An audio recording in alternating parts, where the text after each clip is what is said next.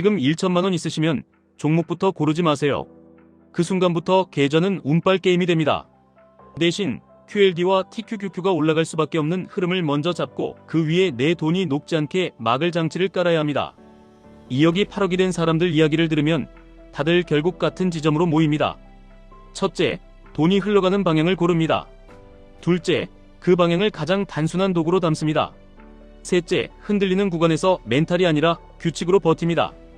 요즘 그 방향이 뭐냐고요? 사람들이 하루에 가장 많이 쓰는 것, 손에서 절대 안 떨어지는 것, 회사들이 돈을 가장 많이 쏟아붓는 것, 국가들이 패권을 걸고 싸우는 것, 다 합치면 결국 AI입니다. AI는 유행이 아니라 인프라입니다. 전기처럼 깔립니다. 인터넷처럼 스며듭니다. 그리고 이 인프라가 커질수록 돈은 몇 개의 초대형 플랫폼으로 빨려 들어갑니다. 여기서 대부분이 바로 무너집니다. AI가 뜬다니까 테슬라, 팔란티어, 메타, 엔비디아, 구글, 이런 이름을 듣고 그중 하나를 골라서 지금 당장 한 방에 들어갑니다. 그리고 운 좋게 오르면 실력이라고 믿고 떨어지면 내가 뭘 잘못했는지 모르니 공포가 커지고 결국 제일 비싼 곳에서 사고 제일 싼 곳에서 팝니다. 정보가 부족해서가 아닙니다. 구조가 없어서입니다. 그래서 오늘은 반대로 갑니다. 종목 추천처럼 들리게 하지 않겠습니다. 1천만 원이 있을 때 가장 먼저 해야 하는 건 내 돈이 살아남는 투자 구조를 만드는 겁니다. 그 구조 안에서 QLD와 TQQQ는 AI 시대의 속도를 먹는 도구가 됩니다. 먼저 현실 얘기부터 하겠습니다. 원화만 들고 있으면 내가 가만히 있어도 세계 기준으로는 가난해질 수 있습니다.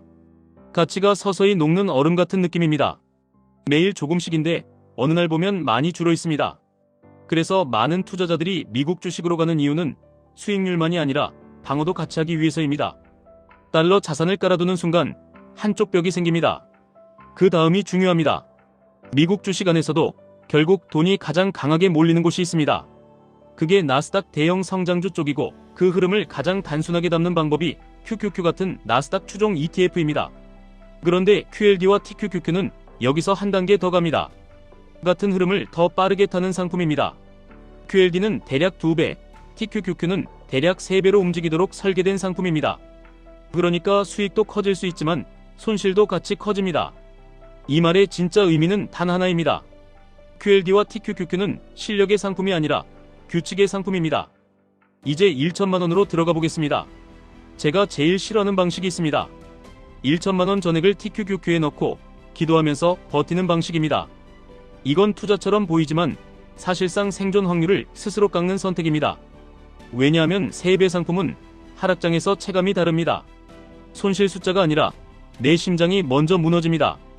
그래서 구조는 이렇게 갑니다. 첫 번째, 1천만 원을 한 덩어리로 보지 마세요. 1천만 원은 3개의 통으로 나눠야 합니다. 기본통, 가속통, 생존통입니다. 기본통은 흐름을 잃지 않게 해주는 중심입니다. 여기는 QQQ나 S&P 500 같은 넓은 미국 시장 ETF로 갑니다. 너무 복잡하게 말하지 않겠습니다. 이 통의 역할은 딱 하나입니다. 시장이 올라가면 같이 올라가고 시장이 흔들려도 내가 끝까지 들고 갈 수 있게 만드는 바닥입니다. 가속통은 QLD와 TQQQ가 들어가는 자리입니다. 여기는 비중이 과하면 독이 됩니다. 처음 시작하는 분이면 가속통은 전체의 아주 일부만 두는 게 좋습니다. 왜냐하면 초보의 가장 큰 적은 하락이 아니라 조급함이기 때문입니다. 생존통은 현금입니다. 이게 진짜 핵심입니다. 현금이 없으면 하락이 왔을 때 싸게 사는 게 아니라 마음이 싸게 팔아버립니다. 현금은 수익을 안 내는 돈이 아니라 내 규칙을 지키게 해주는 방패입니다. 두 번째, 매수는 한 번이 아니라 여러 번으로 쪼개세요. 사람들은 분할 매수를 기술이라고 생각하는데 사실은 멘탈 보험입니다. 예를 들어 1천만 원 중에서 가속통에 들어갈 돈을 정했다면 그것도 다시 여러 조각으로 나눕니다. 그리고 일정한 날에 사는 것과 떨어졌을 때만 사는 것을 섞습니다. 이렇게 하면 올라갈 때도 따라가고 떨어질 때도 내가 내 편이 됩니다. 세 번째, QLD와 TQQQ는 아무 때나 사는 상품이 아닙니다. 이걸 지금 당장 사야 하냐? 이런 질문이 제일 위험합니다. 왜냐하면 정답이 하루마다 바뀌기 때문입니다. 대신 정답이 안 바뀌는 질문으로 바꾸셔야 합니다. 내가 살 타이밍의 조건은 무엇이냐? 이 한 문장으로 투기가 투자로 바뀝니다. 조건 예시를 하나 드리겠습니다. 나스닥 지수가 단기간에 과열됐을 때는 가속통의 매수를 멈춥니다. 반대로 큰 조정이 와서 공포가 커졌을 때는 생존통 일부를 꺼내서 가속통을 천천히 채웁니다. 여기서 중요한 건 예측이 아니라 반응입니다.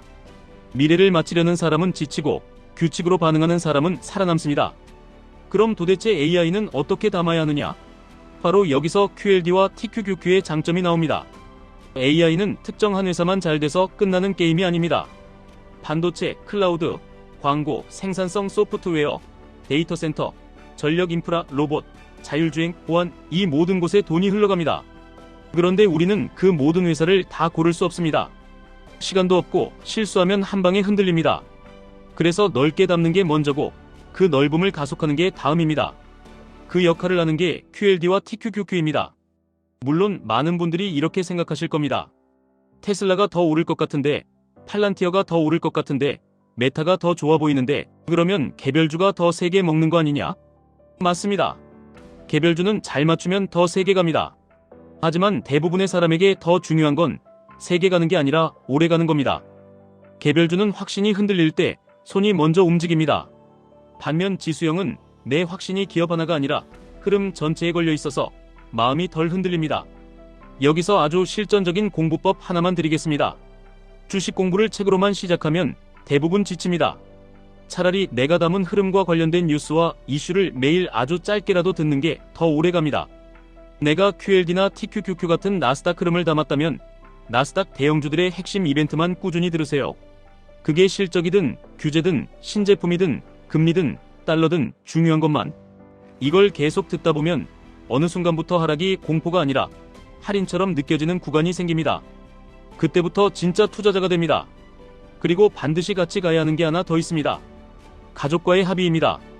투자는 혼자만의 게임처럼 보이지만 실제로는 집안 시스템입니다. 같이 사는 사람이 불안해하면 내 손도 흔들립니다. 그래서 큰 결정을 하기 전에 아주 단순한 언어로 공유하셔야 합니다. 우리는 예금만으로는 속도가 안 나온다. 우리는 미국 자산을 조금씩 늘려서 방어벽을 세운다.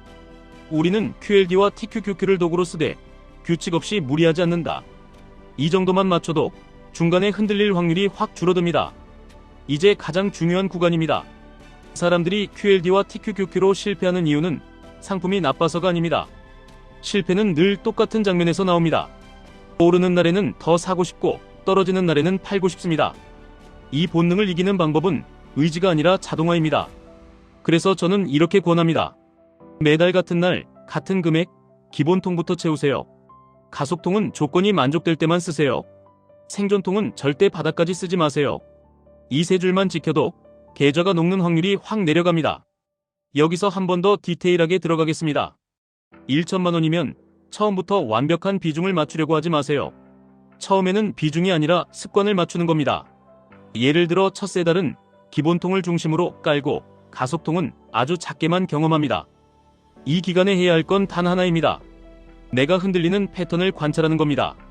나는 빨간불에서 흥분하는지, 나는 파란불에서 공포가 올라오는지, 나는 뉴스 한 줄에 손이 가는지. 내 패턴을 알면 규칙을 내 몸에 맞게 조정할 수 있습니다. 그리고 네 번째 달부터 가속통을 조금 더 시스템화합니다. 조건을 정하고 그 조건이 오기 전에는 가만히 있는 훈련을 합니다.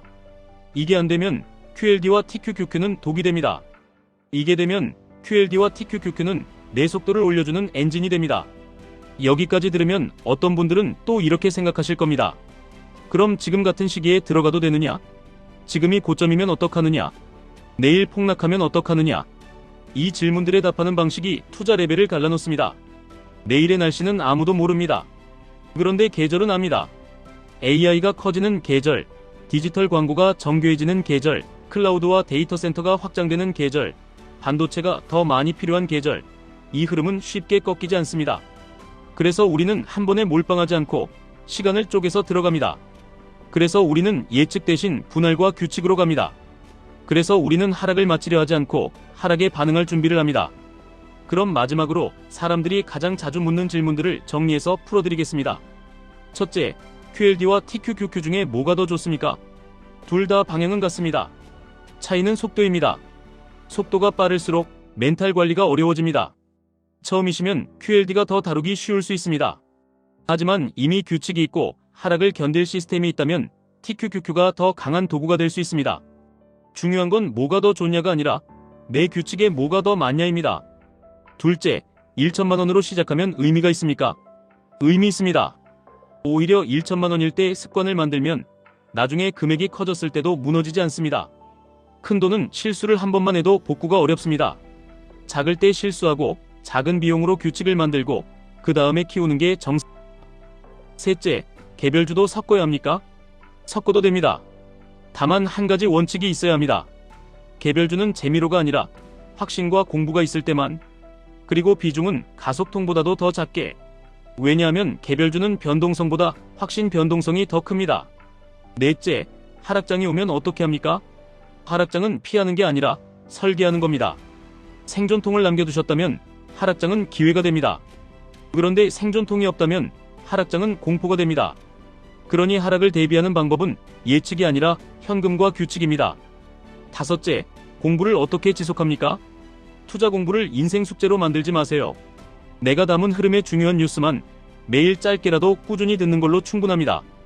이걸 계속하면 어느 순간부터 주가가 아니라 사업이 보이고 공포 대신 확률이 보입니다. 그때부터 투자라는 게 진짜로 내 삶의 시스템이 됩니다. 마지막으로 한 문장만 남기겠습니다. 예금은 더하기일 수 있습니다. 투자는 곱하기가 될 수 있습니다. 하지만 곱하기를 하려면 0이 되지 않는 구조가 먼저입니다.